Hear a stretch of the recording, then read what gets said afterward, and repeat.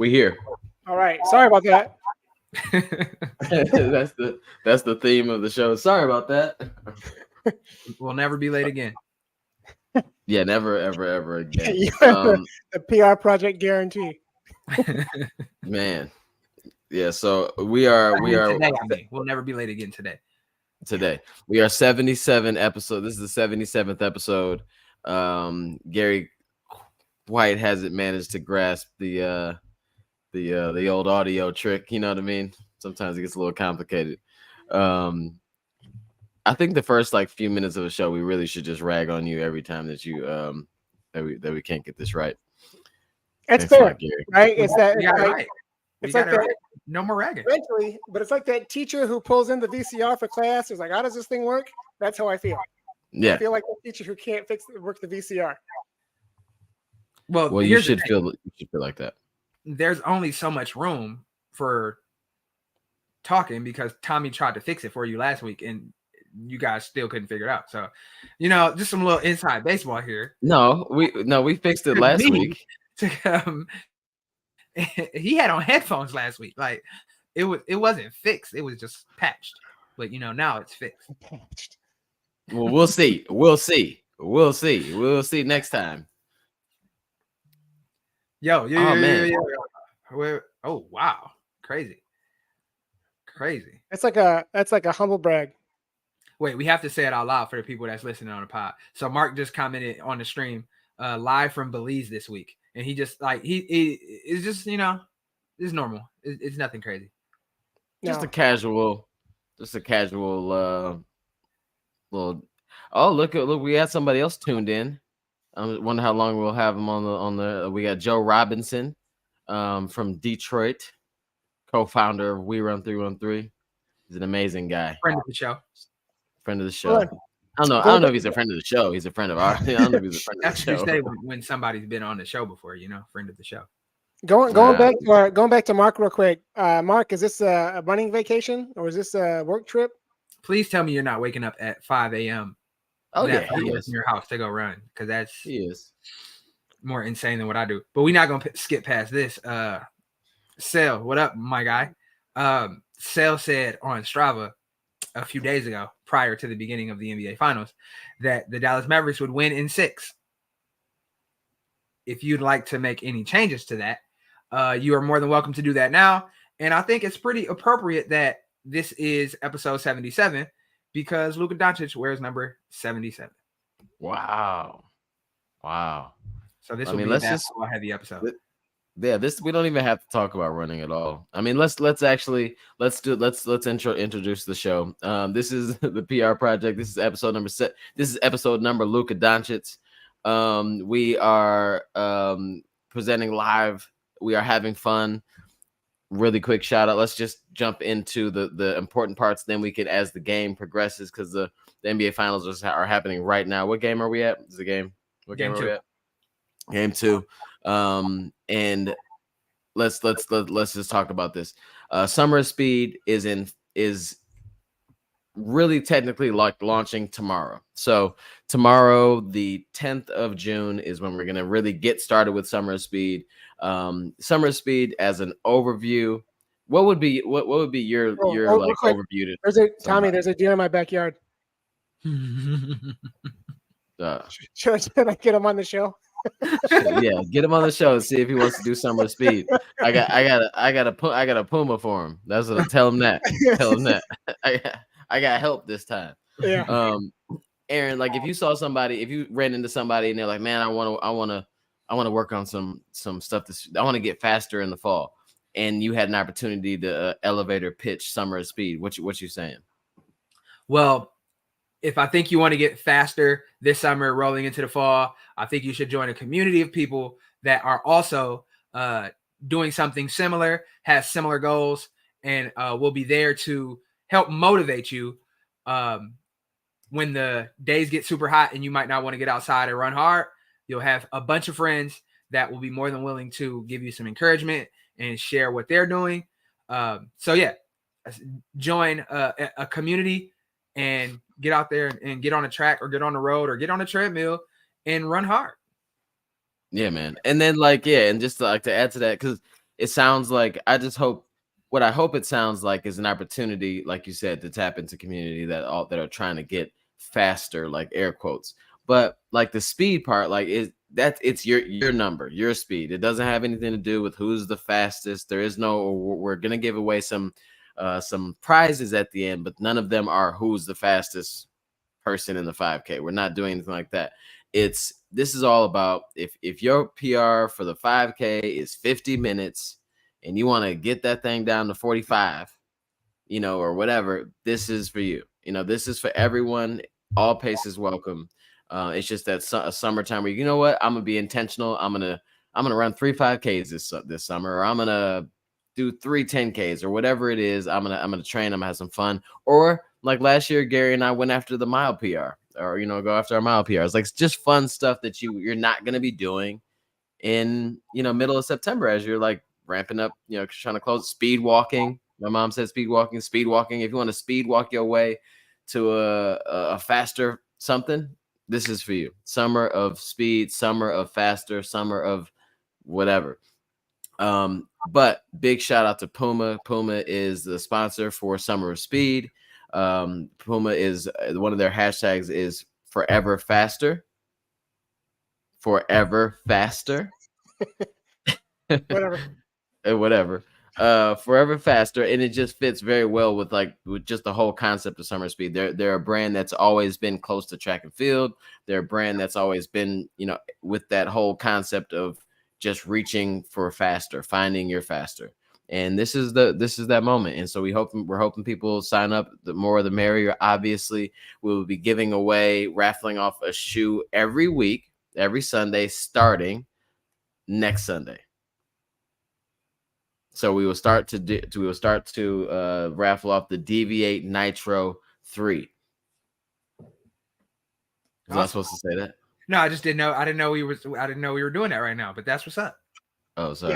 Yeah, not right now, but next week. No. I'm just saying. I didn't know we were telling people what shoe it was. Yeah, Deviate Nitro. I don't know if I don't even know if I was supposed to say that or not. But the really cool part is we kind of like hinted at it last week. But like when we start giving these away or raffling them off, they're not even gonna be out yet. So you're gonna be getting a shoe that has not hit the floor yet. So it'll be fun. It'll be fun.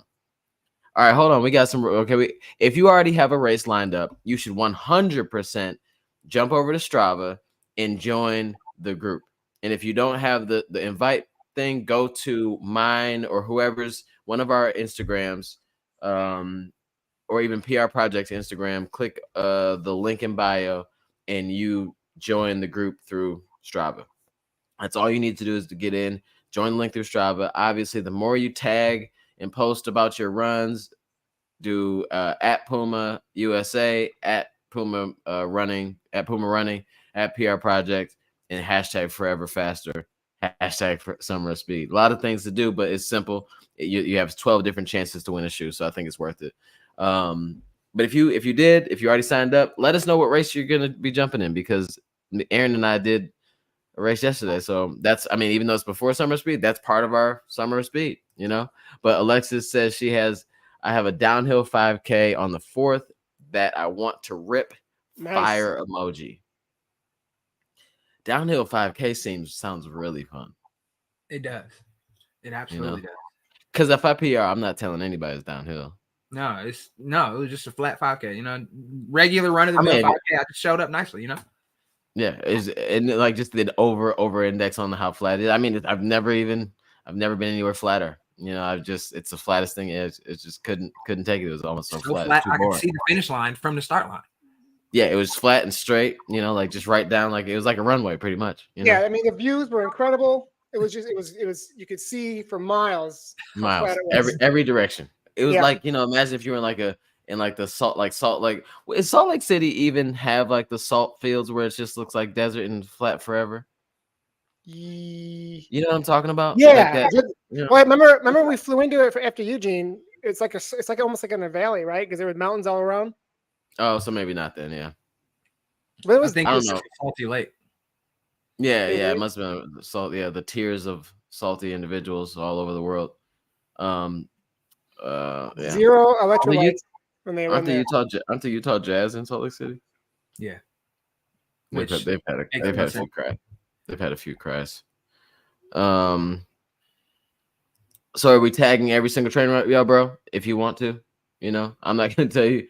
If you just maybe save it in the notes section and just copy and paste, but you don't have to. Like that's not. We're not like we're not going to get caught up on the requirement to do all that. But the more you do it, the better, because obviously we have a partner in this, which is Puma, and the more they see, hashtag Forever Faster, hashtag Summer Speed, and you're adding them, the more the better. Because it's going to be 12 weeks of this. So, I mean, we're not going to be like combing through all hashtags. So the more you do it, the more it supports us. So if you want to do it every time you have a training run, great. If you want to just do it every time you have a race, or you're thinking about a race you got coming up, great. If you happen to be wearing Pumas or Puma gear, that'd be great. Fun to tag as well. Yep. Great. Yeah, sure. Yeah, I mean, if you got some Puma gear, pull it out and tag us for sure. All right. So yeah, we got Run JLC running the Tracksmith 5000, the Twilight 5000 in Chicago. Nice. That should be fun. That should be very fun. Okay. We got Matthew Cox is tuned in with my little 6-month-old sleeping on me. That's daddy duty. You got something. You got to do it. That's the youngest. Whisper form. Oh no! Wake that baby up. Viewer. Yeah, no, we got it. Do they have 6-month-old Pumas? You think, like little baby Pumas? I'm sure they do. Yeah, they gotta have baby Pumas. We're gonna get the Summer Speed for Matthew's baby, fastest crawl across the living room. We need to see it. Oh my God, guys! I saw. I'm gonna send it to you. I didn't want to send it to the chat because I didn't want to get like fried for like sending like something like lame or whatever. But it was this. It was at a baseball game in the infield, and they lined up babies in a row, and then you saw it. Yeah, they went over to the other, like the parents was the other side and had a finish line, and they were like trying to clap to get the babies to come to them, and like it took forever, but like finally like one of the babies got really close. And just kind of sat down, and then another baby won. The crowd went nuts. So, like it was like I smiled the whole video. Like this is like babies racing to nowhere. Like they're like crawling babies. One baby stood up. I'm not sure if it was that baby's first steps ever, but the baby stood up, and that was like super hyped to see. Man, it was a really fun day for me yesterday when I saw that online. Yeah, if you see something like that and don't like crack a smile, then you probably have no soul.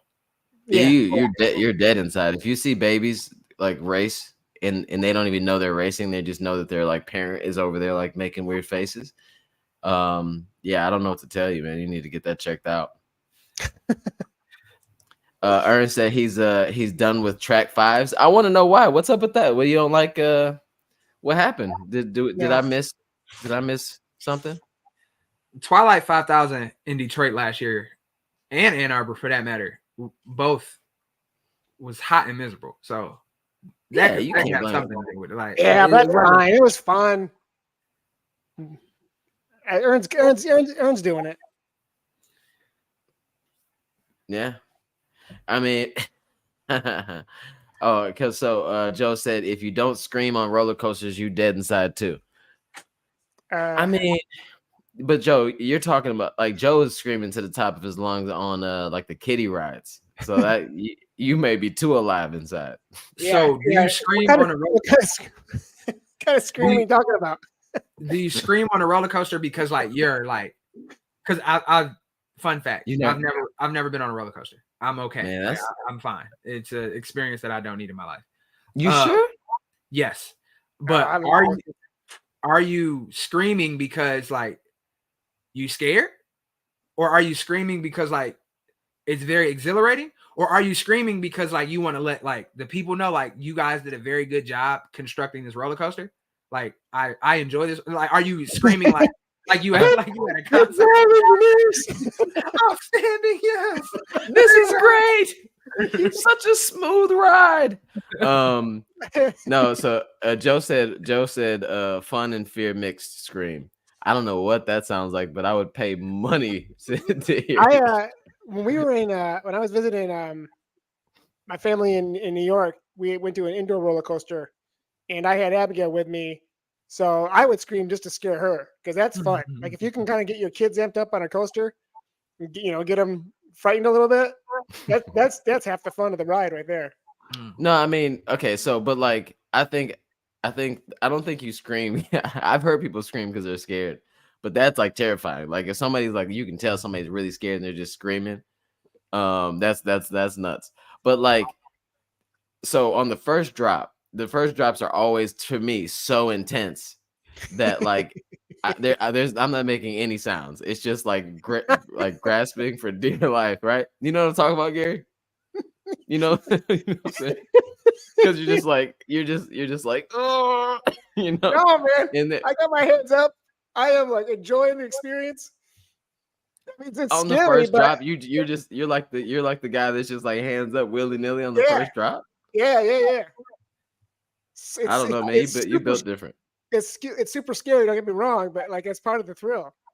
I mean, I can't like honestly, like for the way that my stomach drops, like I can't even make a sound. Like it's just silence for a little bit, and then as soon as I get through that first, like dip, then I'm like, this is great. You're doing a great job. You know what I'm saying? Then I can start slapping hands. How much do you like have to hold back any throw up on those first drops? No. It's just like you know. No, Gary, you are so tickled. I've never seen Gary laugh this hard ever. That noise you just made with the, you know what I'm saying? Like it's I've like had that after some Taco Bell nights, but not really. you know how like if you watch those videos and like somebody like falls really hard and like it gets like the wind knocked out of them. Like the sound that comes out then, like that's the sound like that I make on the first drop. And so, do people like clap when they finish? Like so at the end, everybody like woo, good job. Okay, that's like saying thank you to the people that made the roller coaster, right? Yeah. I'm sure the people that are standing there that like see 1,000 people or more than 1,000 people a day are like really happy every time everybody comes back and goes like, whoa. No, because I know. Look, if I was like a roller coaster designer, I would want to like periodically go to the end of the roller coaster to see like, I need that feedback because I want to see like if y'all are too chill. Then that means I can get back in the lab and go crazier because y'all think this all I got? I got one for you. It up. I got one for you. This if you the designer of like of a really like supposed to be like a new scary race or whatever or roller coaster, what you do is you build like a spot where you can watch from a certain point on the roller coaster on the ride because I want to see your face right here, and if you ain't losing your mind or just terrified, then we gotta up it up. We gotta make it a little more risky. You know what I'm saying? Yeah, no, and I think that's what they've been doing. Yeah, because my mama right though. Because at the end, everybody just like kind of happy they alive still. Like even the people that was scared to be on it, like they don't want to do it and they got talked into it, they super hype at the end, like, whoo, I'm not doing that again, but great. You know what I'm saying? But in the middle of the race, I mean, we can't stop talking about running. In the middle of the roller coaster, like that's when you got to check in, like to see what's happening. They have photos. Yeah, but then when the photos are coming though. I never do, but I mean, I kind of look for the cameras are never on the first drop, which they should be, to be honest, because that would be hilarious. Because everybody on that first drop, you're probably the only one that's like having a decent time, like you and like two other maniacs, and then. But they always do it like in a loop or something like that, where everybody's kind of chill because they don't want you to have terrible pictures. They want you to have like fun pictures. But I love like those ones where like there's always a guy that like goes like, I'm gonna go dead face the whole time. Doesn't make a face, doesn't like smile or do anything, just like straight face. Yeah. No, those are fun too. Like the people playing checkers. Mm-hmm. Wait, what? Have you seen those? No. Yeah, they'll break out like some people will break out like checkerboards and they'll be like, like magnetic or something. Yeah, it's the point is like they're not really playing checkers. They just happen to be on the roller coaster while playing checkers. And yeah. And it's like they take it like they know where the camera is and then they bust out the. Oh yeah. Yeah. Yeah. Yeah, but so you know that one, oh, this is a good one. Is that's the only Ern said the only way to trick myself into thinking if this is fun is to scream. Yeah, that's really what it is. Like, yeah, you're just like is roller coasters are like the epitome of like group think. Like because we are just on here, everybody's just you just have to have fun. There's only one or two people on there that aren't having fun, and then by the end of it, everybody's clapping and everybody's happy. You know what I'm saying? I think the way Ern just described it is like taking like dry what's the powder, the pre-workout. Dry scooping. Mm-hmm. Yeah, dry scoop and No, dry pre-workout. scooping. Yeah, that's kind of what Ern just described, but like in a weight room. Yeah. I'm just gonna dry scoop some pre-workout and get after it. Yeah, get after it. Yo, man, don't judge me because I'm saying I just whatever.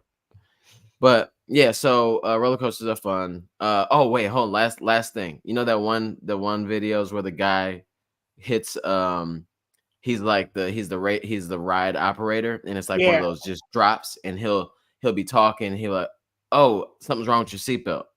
And then they'll like look down and fix their seatbelt, and then he hits the button and they drop anyway. That's not funny. Yeah, that's not fun.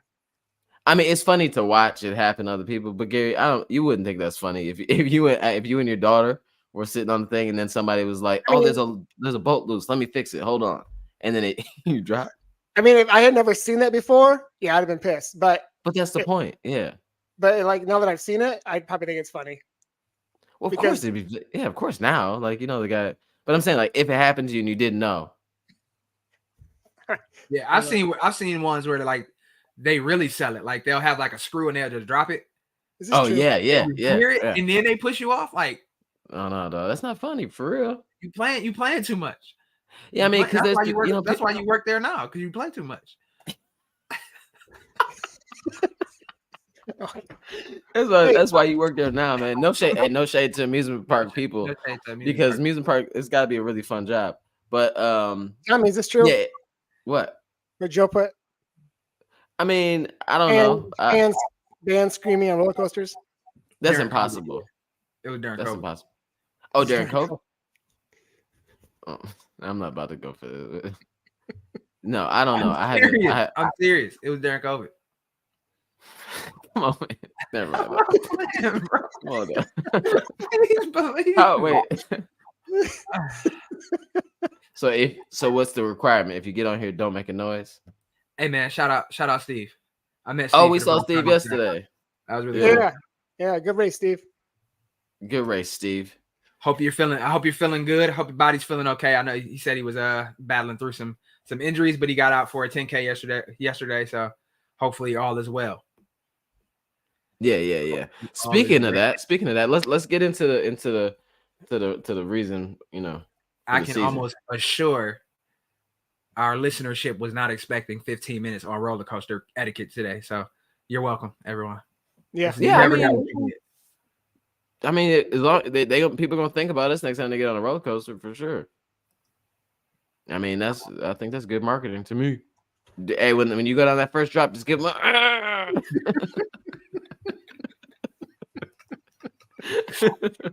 All right, so back on track. We had Aaron and I kind of kicked off our summer of speed in good fashion.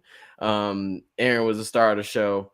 Detroit Riverfront 10K. I got my medal on. I'm happily a proud. Sorry, guys, I wasn't supposed to have this medal, but this is your medal, Aaron. This is your medal. Yeah. I gave you mine. I gave you mine for your pacing duties. Yeah. All right. So talk to us about the Detroit Riverfront 10K and how this plays in the summer speed for you, Aaron. All right. So I raced a 5K last week in Rochester for OPC's Meals on Wheels. We talked about that last Sunday. And I decided to double back and just go for a 10K just to see where I was at. It was cool. I hadn't raced an official 10K since 2021. So I was expecting a pretty solid PR, which I did execute. I think it's on paper a minute 45 or something like that, PR to 10K. So that was cool. To say that the race was easy would be a lie. The goal was to get out conservatively and try to cut down a little bit. That did not happen. I stayed pretty much right on the same pace for 5 of the 6 miles of the race, with the 1 mile being a mile with a pretty steep incline that took a lot of fortitude to get through. So, but it was cool to have Tommy with me, pacing me through. Early on, Tommy was breathing really hard, and I'm just like, this might be the day that I drop Tommy. Like, I might leave him out here somewhere. But he ended up getting that under control. And next thing I know, he was yelling out inaudible messages to me. I couldn't really hear what he was saying. It sounded like something. I'm like, yeah, no, this is encouragement, but I can't quite make out what he's saying. That's interesting because even during the cool down, Ern and I were like, what did you just say? We couldn't understand a thing he was saying. That's usually my department. Yeah. Right? I'm the one who mumbled in the run. Yeah, I'm just like, okay, cool. Yes. I don't know if I was supposed to be responding to this or not, but I just assumed that it was encouragement. I don't know if it was like strategy or like maybe Tommy was like finally opening up. Like maybe this was his opportunity to like, share some inner feelings. And I'm just like, okay. Maybe he was trying to, he said he did Duolingo for when he went to Tokyo. So I'm like, maybe he's speaking Japanese. I don't know. There was a lot of things going on. He was telling you that in Japan, scream on roller coasters. At mile 4 of the marathon, he just really had to tell me that. Like it was just that important for him to share that with me. So, I appreciated that. It seemed like it got pretty easy for Tommy at one point. I'm not gonna lie. He was looking back like, come on. And I'm just like, brother, this is all I have. Like, I'm spent. I don't have another gear. So I wanted to break 38 minutes. I ran officially 38:13. So right on the doorstep, just like most of my PRs are right on the doorstep of a number that I wanted. But all in all, a great race. It's a good starting block for the Summer of Speed. We'll check in a few weeks after we get some more training under our belt, and hopefully we'll do some updating of some PR times, or just at least some updating of how I feel running the same time. So yeah, it was a cool race. Can't ask for a better route than like the Detroit Riverfront. You really can't. No, that was nice, man. That was nice. Yeah, it was a beautiful day. Sun was shining bright, but it wasn't super hot. And I'm usually the first one complaining about the heat. So all in all, I enjoyed it. Saturday races are cool. And then because Saturday races, to me, a Saturday race is cool, especially Saturday morning, because like you get it out the way, it's done, and then for the rest of the weekend you don't have any more hard running to do. Everything is kind of easy, and you have the whole weekend ahead of you while you already accomplished something good. So yeah, it was a cool experience. Tommy, I kind of want your perspective. Like, what were you going through, and what did you see from me? Because I don't know, I felt like you wanted to leave a few times. You just like, all right, I'm over this slower and stuff. No, it was I thought it was I thought it was good for me, because I mean that's honestly the fastest that I've run, like I think continuously all year long. Like, so it wasn't like easy for me by any stretch of imagination.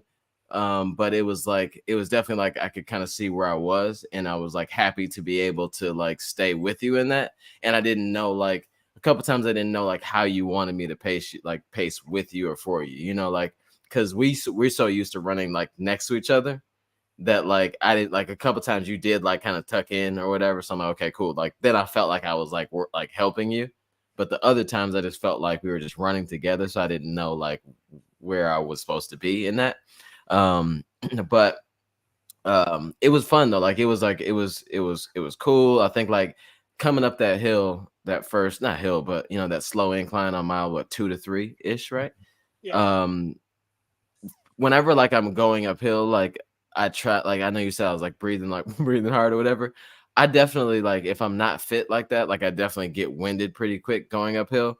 but then I also try not to let that bother me, so I don't try to control it. You know, like I used to like care what other racers next to me thought about, like I really was like vain in that. Like I used to literally like hear myself breathing harder than I thought I should be. Then I would like judge it. Then I would try to fix it. And like, I think that probably would like sabotage a race if you're trying to like control breathing when you really just need to just kind of like let it happen and maybe get through it. And I knew we were going to come back down or on the decline anyway. So I just like kind of just let it be, let it be what it is. But once we turned around and started to come down the cut, that's when I really felt like, okay, like I'm starting to feel good again. I felt bouncy. The shoes I wore were excellent, like really great. We can say the name of them, right? I think we can say the name. We just can't do any like review. Yeah. So they're not. I don't know if they're great or not. I don't know if they're great or not, but they are a Puma shoe. It was really great. You can go check my my Instagram if you want to see what they were. But it was really great. It was a really cool time. I had a good time. I was trying to say encouraging things to you, because like a couple times like we were kind of separating a bit, and I think I was just trying to like stay closer to the pace, and so I would just say stuff like, you know, relax or whatever, stuff that you would say to me. When you see me in intervals, you'll say stuff. I was about to say in that last mile, I was about to say make it terrible, but then I could almost hear you saying back like it'd been terrible for like 2 miles, bro. You know, so I just didn't say nothing. But it was fun. It was fun. I had a great time. I'd love to be able to, because I paced people before a little bit, and it was a much slower pace than that. So it just doesn't feel right to me. Like I feel like as a pacer, you should be also like working too. And I feel like that was like a really good workout for me. I think I got 117% run performance out of that. I got 114. So yeah, definitely nice. Yeah. So it was a good vibe. It was a good vibe. I really appreciated like being able to do it too. And then like so at mile 5, like there definitely was a hill. Like I would call that a hill, you know. And so mile 5 was our slowest mile. Like what was it, 6:20? Like 6:22. 6:22.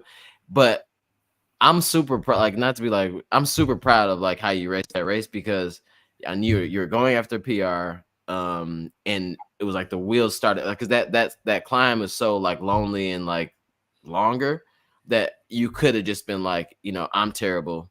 This ain't the day. It's hot. We're on the board. We're on the river walk, whatever. But you literally closed out that last mile, and then closed out, even though it felt like we were going slower in that last mile.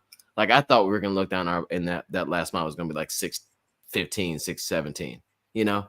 But it was like 6:08, 6:09 or something like that. Like you were right back to the pace that you wanted to be at. And then you closed out in 5, like the last quarter mile was like what, 5:40 something, right? Or 5:50? Something like that. Like you should be so like, to start off summer speed, like pushing through a difficult race, because that's not an easy race, right, Gary? No, I was telling you right afterwards, it's sneaky difficult because of that incline into Quinder and that good size hill for Detroit, you know, in that mile 5. That's not fun at all, you know. So yeah, definitely a difficult race to PR in. It's not because it's not flat and fast, but it's a fun course for sure. Yeah, for sure. And I appreciate that. I'm trying to, I feel like I've been saying this since episode 1, but I'm working on just framing things a little better. Because yesterday was a good race. I should be happy with that race, but I still felt weird, like finishing that. I'm like, okay, I thought I would run faster. And it's just like, yeah, that kind of sullies like the purpose of it, you know, like I just ran my fastest 10K, like be happy with that. Appreciate that, you know, even if it isn't like exactly what you thought it might be, but that's best case scenario. Like, so I don't know, still working on trying to give myself some grace and pat myself on the back a little more when I do things, rather than like thinking about what I didn't do. Right. Yeah, we've talked about that before. It's hard to, as runners who are constantly competitive with ourselves, to not be happy with maybe an A- goal over, you know, what we had in our head. So we've got to learn to, like you said, give yourself some grace and just appreciate the fact that, you know, you did accomplish something. I mean, the ice cream that you had looked amazing. Your PR Bro, cone, you what know. in the world? Bigger than my If- head, bro. I don't know why I got such a big ice cream cone, But it was well earned. It was a well earned PR cone. yeah.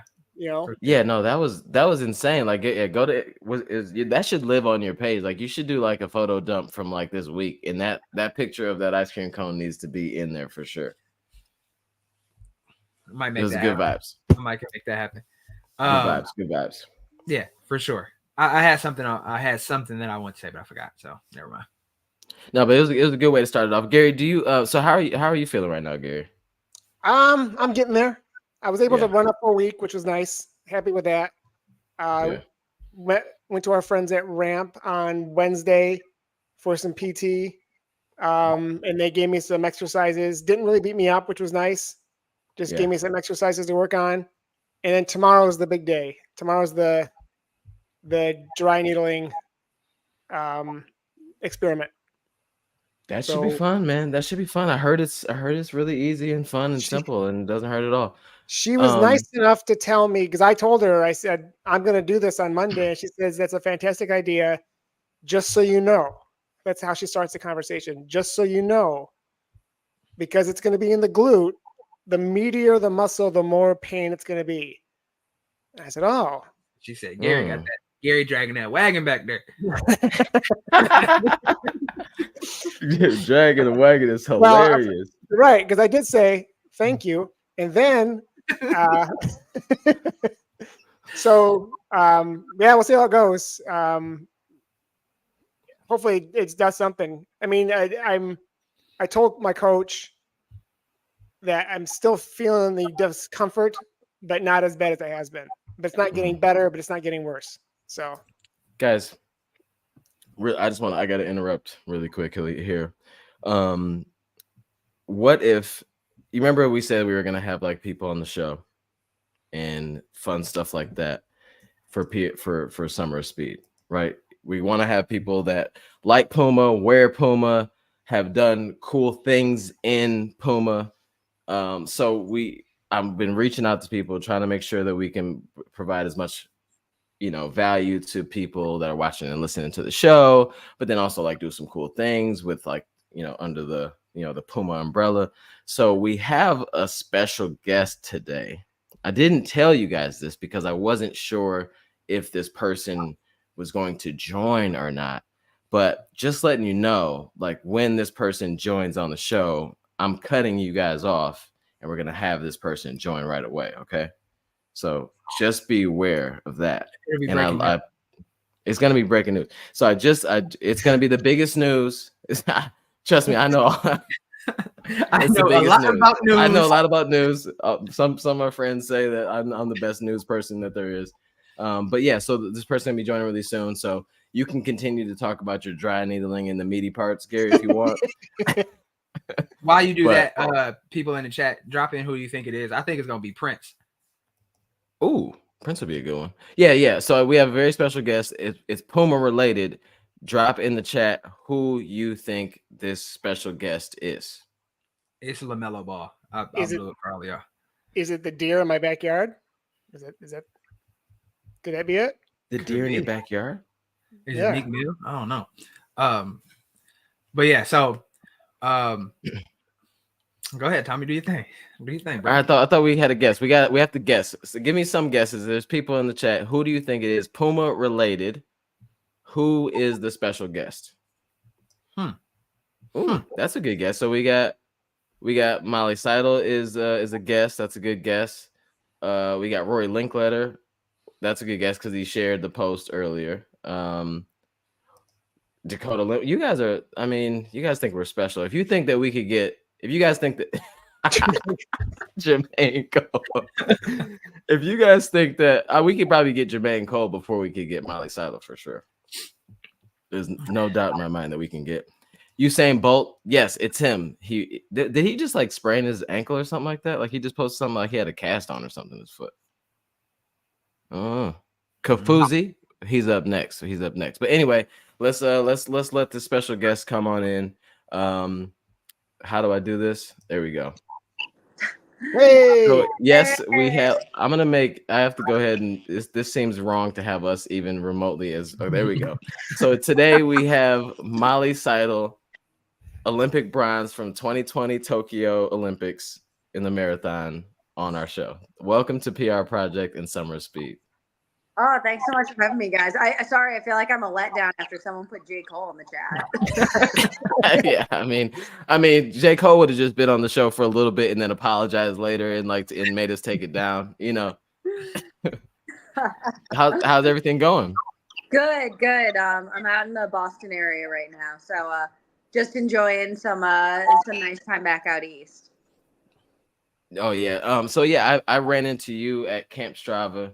Mhm. And we after Izzy had she was on a panel and we were talking for a little bit afterwards and just told you about what we're doing with hopefully at the time it was a hopefully with Puma thing about summer speed and like encouraging people to get out there, and you were like all over it and said, hey, if there's anything that you know that you could do, you'd be happy to do it. And just like what made you about this concept made you say like, yeah, like I'd love to help out. I don't know. I think you guys have great rapport. I think you're doing really good things for the running community at large. And so like, it's fun getting to see you guys pairing up with Puma, who obviously I'm more on the professional side of the space, but I think it's really important to be able to make sure that we're having a lot of crossover between the pro side of the sport and just like all the guys out there going on, grinding the miles, doing it. Yeah. Mm-hmm. Yeah, so I guess what is your like? I know people probably ask you 1,000 questions, you know, about running, how to do this, how to do that. What is like some of your main advice for someone that is in a spot where they're like, hey, I'm just trying to get a little faster. Like, how do you promote that, or how do you share that information? Honestly, I feel like running is a sport that really rewards just getting out there and doing it. I think a lot of people are worried at first, like, oh, I'm afraid to go to group runs. I'm afraid to go out and do races because people might judge me. I might not look good. But it's like the way that you get better is by just doing it over and over, not being embarrassed of where you're at, of the times that you're running, that like, if you keep showing up, you're going to get better. So I would say that to anybody just getting into it, like put aside your ego and just get out there and run and you're going to get better. I love that. Hi, Molly. I'm Aaron, by the way. Nice to meet you. Hi. Nice to meet you. right before you came on, we were talking about a race that I just did and how I felt. It was a PR and it was the fastest I've ever run a 10K distance, but I still didn't feel like I had a successful race. Is that something that you ever deal with? Like you had a race that went well, that people are telling you like, great job, you did great, but like inside you still feel like, I don't know, it wasn't what I wanted to do. So like, you didn't feel the same way everybody else felt about it. Like, is that something that happens for professional runners? And if so, how do you deal with that? Yeah, of course, man. I think that just means you're becoming a real runner. Cause I think it's, I feel like the better you get, the less satisfied you become with your races. If there's always something to nitpick, like I'll go out and I'll have very good races, but I'll know of like, man, I didn't push in this area. I really let off in this one spot that I wanted to go. I made this tactical mistake. And like for someone like me too, I feel like I'll come away from some races with some regrets of just like, yeah, that cost me a place, that cost me a medal, that cost me all these kinds of things if I hadn't made that mistake. So I think that's kind of what's great about the sport is that you always have something to improve at. But I would suggest like being able to be like, okay, like analyze the things that I did wrong, but also like take pride in the accomplishment. Like you ran a really good 10K and you can nitpick it to death, but at the end of the day, you're running faster than you were, which is what counts. Yeah. No, I think it's funny though, like how you'll literally be like, man, where could I have gotten that like 10 seconds? You know, it's like, or like if you finish like something 01, it's like I could have easily just closed out just a little faster just to break into that next like minute. I've had that so many times of like running a race and not realizing either that I was off pace or that I was close to hitting a record. And then you're like, man, like if I'd taken like 3 faster steps at mile, I don't know, 15, maybe I would have gotten that. It's so frustrating sometimes. I'm a real sicko. I'll go back and look at like photos from the race, and I'll be like, "See right there, I could have been running faster right there." Like, like, look, you smiled at the camera, that you wasted a couple seconds trying to be cute. Like, The worst is when you like see your form during the race, and you're like, "Man, if I had just like engaged my glutes more, like, I Oh could no. hard." No, like that's legit for sure. But I mean, I think one of the things that like whenever I look back at a race, it's like I start thinking about tangents, like that one corner Yeah. or that one like in the beginning of the race. Because if you like, especially you don't have to deal with this problem right now in this point of your running career, but well, you did actually in Falmouth. You started at the back of the race, and then so you had to like weave your way around. Yeah, but I also had that. I ran the London Marathon during the pandemic back in 2020. It was like a whole thing. It was like a special quarantine race, and because it was a looped course, for some reason, like we got like we started going a little bit wider than they had actually measured for the tangents, and so a lot of us ended up running close to I would say probably close to like 26 and a half miles instead of 26. Wow. And like, and I mean at my level, that's like that's a lot of time, and that's bonus money right there. So did you? So yeah, I wondered like, because whenever I run a marathon, it seems like I'm like always at 26.35 to 4. What Yeah. is your like? Is it normally much closer to 26.2 for you guys? No, that's actually kind of spot on for what we have too. Like unless you're really riding the tangent line, which I try to do, but yeah, it's almost impossible to be able to follow it closely unless you are like, unless you're Safan Hassan with just like the pace truck in front of you. Did Yeah, you run? exactly. Did you run farther in Tokyo or in London? Because in Tokyo you're looking for the shade quite a bit. So Oh, I think I probably ran farther in London unintentionally, but yeah, I think it was really noticeable in Tokyo just because I was taking such a different line from the Kenyans in that race that I think a lot of people watch that race and they're like, "What is this girl doing?" yeah. No, I mean I get it though. It was hot. Like I look for the shade for sure. Yeah, for sure. Honestly, that day it was anything to try and keep myself cool. It was nuts out there. One of the things that like about summer speed for us that was there's two things, like two components is like, trying to get faster in whatever that means to you.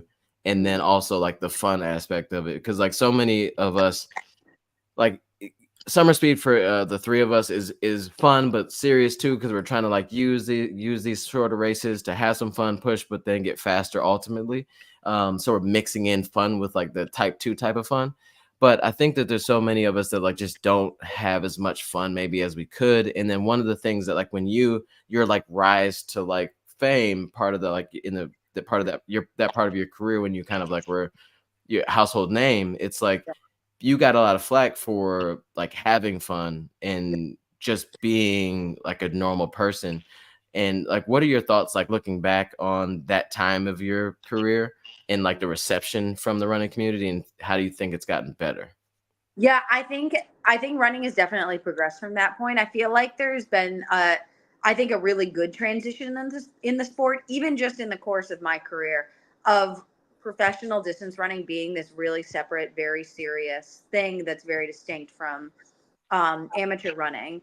And I think that there's been, as running has become more popular, a little bit more of like convergence of the two, which I think is fantastic. I think, I don't know, maybe it's just a matter of like, I was a pretty young athlete for going up to the marathon. Usually most of these guys are in their mid 30s by the time they're starting. And so I think just the aspect of like having a 25-year-old who hadn't run marathons before and was approaching it with like, hey, all of this is really cool and I'm enjoying the hell out of it. So I think it was probably the first time in a while that maybe marathoners were supposed to hold themselves with more like decorum or something, but that's not how I race.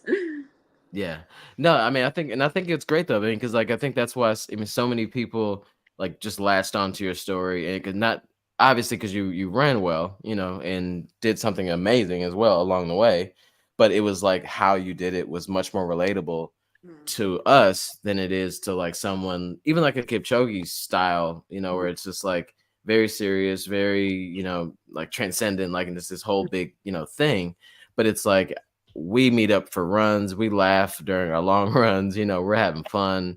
So it's like we related to you more so than some of the other like more serious types.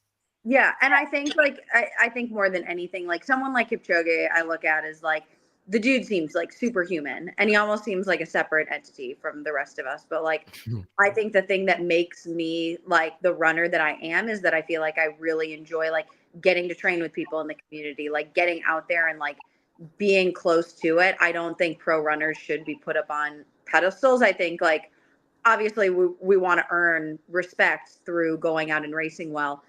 But at the end of the day, all of us are just like, all of us are kind of running nerds that just happen to be fast enough to like make a living off of it. And we're really not that much different than the majority of the real runners out there.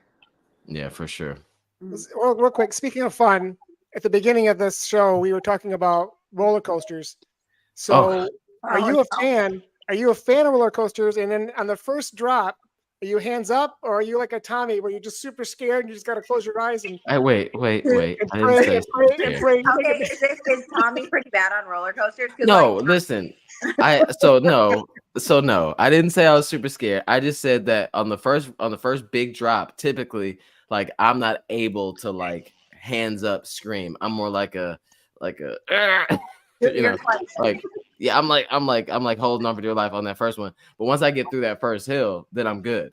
I'm gonna admit I am really bad with roller coasters. I don't like them. We never went as like my parents were so firm, like they never took us to amusement parks, and so I hate roller coasters. And I will I will hold on to that thing for like the bar for dear life and the whole time. I am miserable at theme parks. Aaron said he's never been on one and he has no desire. I don't see a point of like throwing myself on a little tiny cart off of a high drop. Like, no, I can think of so many things I'd rather spend the weekend doing. I think some people just they don't feel anything on a regular basis. They just don't feel. So they get on a roller coaster because they want to feel. They want to feel something. They need to feel something, so they get on a roller coaster. I don't know. It's big business, I guess. They figured out that was what people wanted, but yeah, I don't see the purpose. I don't see the point. I think you should write a marketing campaign for like Six Flags or whatnot. Like, do you need to feel something? Do you want to feel empty inside? Are you tired of being numb? No, I mean, I think that like, I guess if you told like our ancestors, like 100 years ago, there's gonna be a big place where people go. They're gonna wait in line for like an hour and a half to get on a little cart and scream like and just be terrified for 15 seconds or 20 seconds, whatever the right is. They'd be like, there's no way humanity would stoop so low. Look, no, Loki, have you seen stuff from like the early 1900s, like carnival rides from then? Yeah. They would look at our stuff nowadays and be like, seatbelts, lame. Right. Seatbelts. If there's no chance you can go flying out of the cart and like fall to your death, then we don't want to be part of it. Those giant swings they used to have were just like two pieces of plywood and a seat. And that's true. That's scary. Yeah, Tommy, I think you're forgetting that 100 years ago was like the 1920s. Like they were definitely some like that was the Roaring 20s. There's going down. Yeah, I think I gave us too much credit. I should have. And don't forget, those roller coasters were made out of wood. Yeah. So, exactly. Yeah, like if you get on those wood roller coasters, like you're going to like now, like you're gonna have like one of our friends, Joe. He went to Cedar Point, which is like in Ohio, so close by. He went to Cedar Point last year and then came back like with whiplash, and he got on one kid. It's a kiddie ride. He got on a child's ride with his daughter, and then he had whiplash for like a week, and he couldn't run. See, that's what I see no benefit in doing any of these things. Absolutely not. No carnival rides.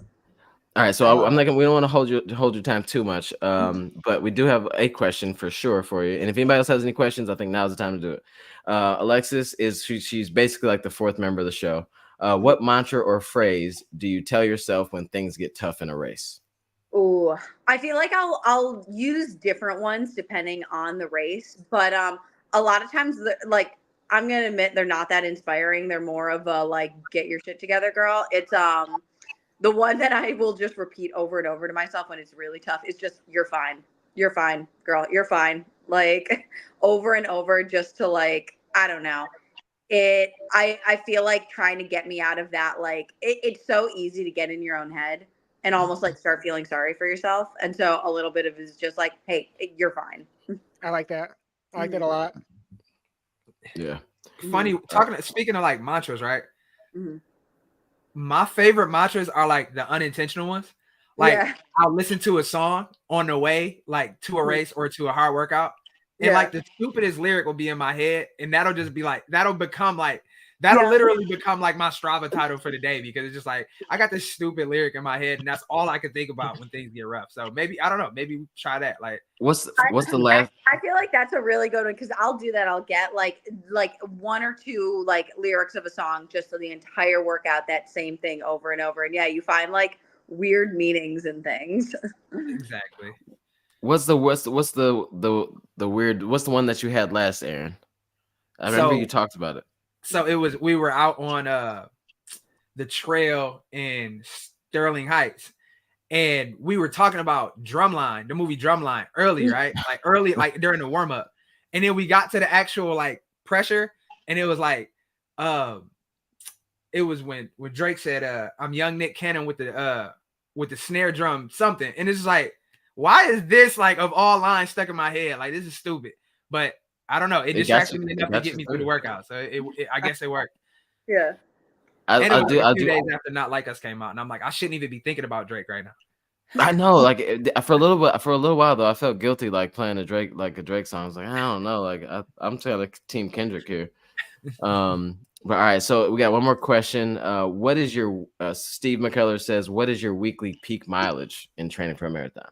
In training for a marathon, the highest I've ever hit is 138. I usually keep it somewhere between 130 and 135 for most of the build. So yeah, kind of it honestly just depends time of year and what surfaces we're training on. We talking about kilometers or miles? No, that's miles. Yeah. How many two-a-days? Is that? I run twice a day every single day when I'm in marathon training. Even on like a long run day, I'll get out and do usually 3 to 4 really easy miles like on the turf after it. But it is like I am running all the damn time. What do you mean on the turf? So I'll go over to like either an artificial turf so I live in Flagstaff, Arizona, and NAU, Northern Arizona University, is right there, and they have these big artificial turf fields. So I'll get on there and go barefoot and just run super easy, and it's really good for foot strength. And it's almost kind of like I'm going real slow when I'm doing it, but it's kind of like a moving massage. It gets the blood flowing because it's like the next morning I got to be back on the roads doing another 90-minute run. So it's like you just constantly need to stay in motion, otherwise your body freezes up. Speaking of real slow, I think it was like 2020. Did you do like you attempted to do like the slowest mile running slowest mile? I did that here in Boston, but yeah, that was like a pandemic challenge because everybody during the pandemic had been like, honestly, it was so fucking annoying of like everybody was going out and like trying to run time trials and do all this stuff. And so my one friend, David Melly, who works for Citius, he was like, I'm going to try to run the slowest mile. And he ran like a 20, like it might've been like a 15-minute or 20-minute mile. I was like, dude, that's not that slow. Like try. And so I jogged a mile in, I think it took, God, it had to have been close to like an hour or something, like maybe just under that. But it was brutal. My legs were so sore from that. I mean, because I saw the video, you were literally just like jogging in place with like small increments of like forward motion. Well, because that's the thing is like, because people were doing it and they were just walking and like, man, that's not running. Like running, you have to have your body off the ground at one point, like, and you can't 2 feet on the ground ever. So I was just like hopscotching in place I was moving forward. I looked ridiculous too. So I did it in Fenway here in Boston, and like people who saw me, or like cars as I was trying to cross the street, like I want to know what they thought I was doing. Yeah, no, like I'm sure like people were honking at you all day, the whole time. It was so funny because Izzy, my sister, rollerbladed next to me, and that's how she got all of it. But yeah, Yeah, that she had to try to keep up. She had to have rollerblades to keep up with the high speeds. Well, no, she was really into roller. She was going through like kind of a rollerblading like era at that point. Yeah, and so speaking of that really quick before we let you go. So talk to us a little bit about like Sad Girl Track Run Club. Is it Track Club or Run Club? Sad Girl Track Club. Yeah, it honestly started out. Izzy had made this meme page about we used to just send like demotivational memes back and forth, and she wanted to make running themed ones with raccoons. We started doing that. It ended up turning into a Strava group unintentionally, and then it just kind of blew up from there. So now we do kind of like small events like group runs and whatnot. But I feel like it's kind of promoting that idea that I don't know, a lot of people like find kind of a dark humor in running, and also like being able to like respect yourself or like respect not always needing to go hard and being able to enjoy the process a bit. Like that's kind of what it's about. Yeah. No, I think it's when stuff like that blows up, you know, with it's like fun, but like a good meaning behind it and a good like community behind it. It's really nice when like the right things kind of blow up, you know? Yeah, I think it was cool to see how much it resonated with people. This idea that like, yeah, runners can be way too intense sometimes. Like sometimes we need to be able to laugh at ourselves and have a little bit of fun. And I think that's been the cool part of it is like even like I mean I'm a professional athlete and I can find the space and the time to like go really slow and make fun of myself and like make the connections with people. And so it's like I feel like hopefully it's the showing people that it's like if I can do it, anybody can do it. For sure. I got one selfish one for you. One selfish question before you go. This is the PR project, obviously, and you recently ran your PR in the marathon in Chicago in 2023. So big shout out to you for that. I was there. I'll be running Chicago this year. Yeah. Any advice for the Chicago course? I know that hill is. I think there's a bridge at 21, but other than that, like any advice? There are no hills on that course. No, anybody who's telling you that there's hills is lying to you. Like that course is so flat, you're gonna run really, really fast. Like it compared to a Boston or New York, like you float through Chicago, and it's really fun. The crowds are great. I feel like making sure that you don't go out too fast because it is really, really easy to go too fast. I actually like that's a race. Coming back to what you said at the beginning, that is a race that objectively, like I ran well, I PR'd in, but I was actually really mad at myself for how I ran that race because I got too excited. I went out a little faster than I wanted to. And then because of it, I like basically sacrificed going sub 223 because I like faded a little bit in the second half. So it's like, if I run that race again, I would want to be a lot smarter with how I'm using my energy in the first half. So hopefully you will be smarter than I was. And then thank you for that because I was there as well, and I happened to be at a water station, and I happened to catch a video of you going by, and you were just you had grabbed a cup, which is most like we normally see bottles like pros get the bottles and all that stuff, but you just happened to grab a cup of water, and then you like chugged it perfectly, and I got it all on camera and posted it as. That's right. Page. You got it as the finger in the cup. Yeah, and it was like it's like some of my best performing content. So thank you so much for that. Yeah, of course. I'm glad that my cup technique could get used a lot of views. Yeah, people were very interested. Like, oh my gosh, if you slow it down a little bit more and like pause it, the way she like it's like perfect. You were giving people tips without even knowing it.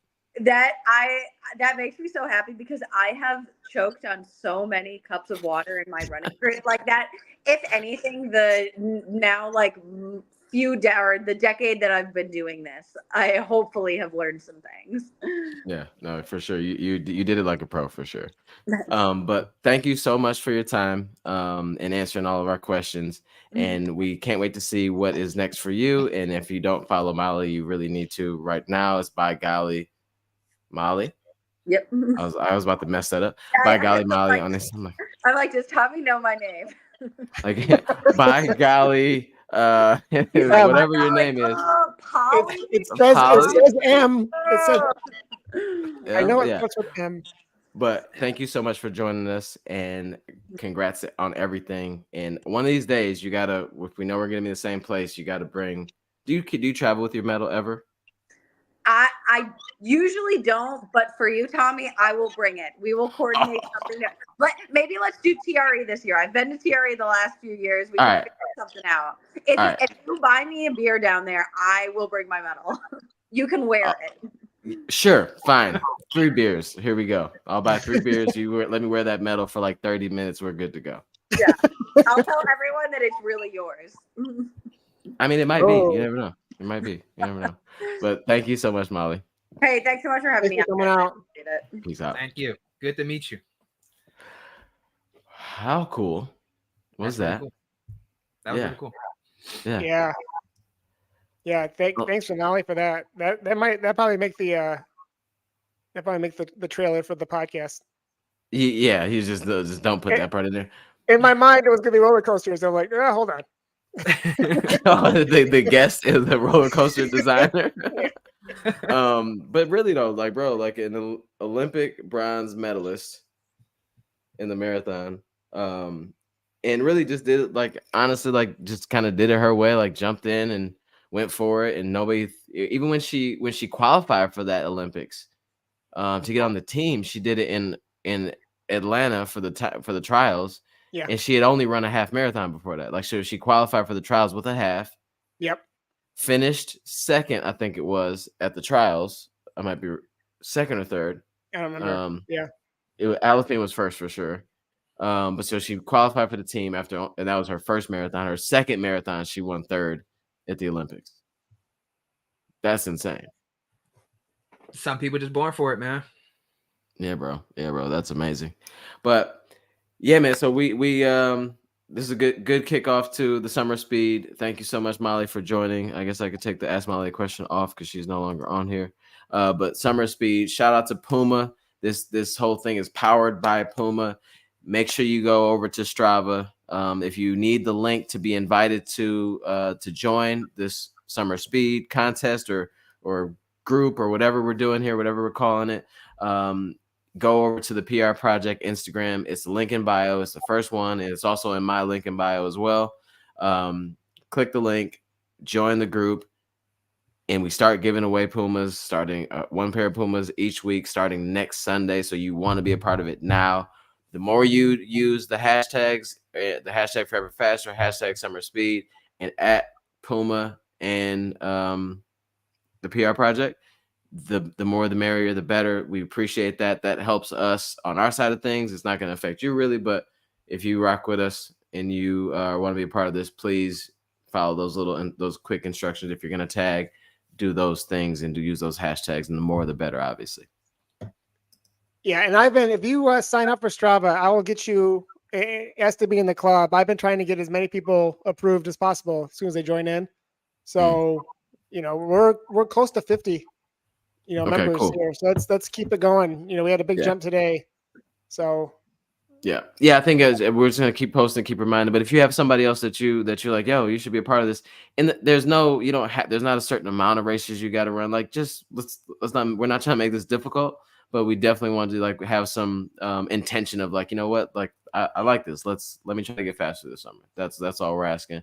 So tap in. Shout out to Puma for powering this project. PR Project. Y'all know why they call him Tommy Winfrey? Because you get a shoe. You get a shoe. You get a shoe. Everybody get a shoe. Everybody get a shoe. All right. Peace out on that note.